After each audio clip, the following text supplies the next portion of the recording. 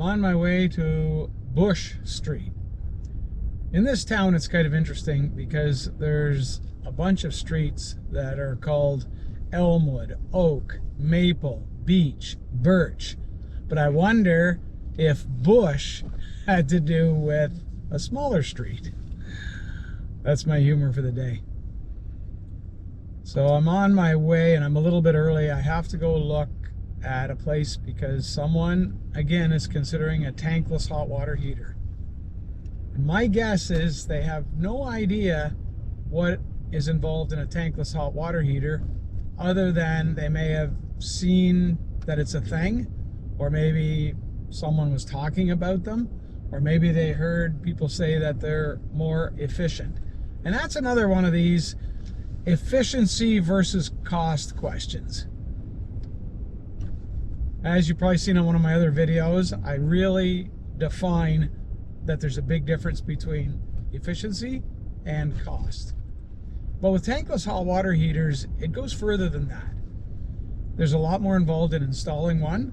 You need more gas supply to it because they can quite often burn at 200,000 BTUs, whereas a conventional tanked hot water heater could be 30,000, 40,000, maybe 50,000 BTUs, because they're able to store water.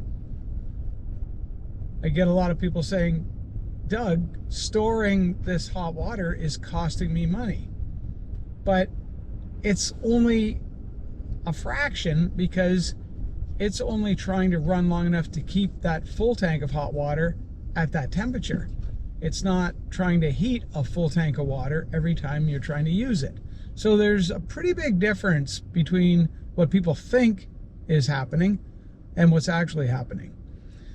A tankless hot water heater has to have 200,000 BTUs on average, because you're taking you're taking cold water, ground temperature water, and within a small little device, you're taking that from cold to hot. You need a huge amount of power to do that. Now, the reason why they're more efficient is when you're not asking for any water, it's not using any energy. That's true. However, you're going to wait for that a little bit as well. Once you turn on a tap, everything has to fire up, and it's going from a cold start. It's not a big wait, but it is a little bit of a noticeable thing.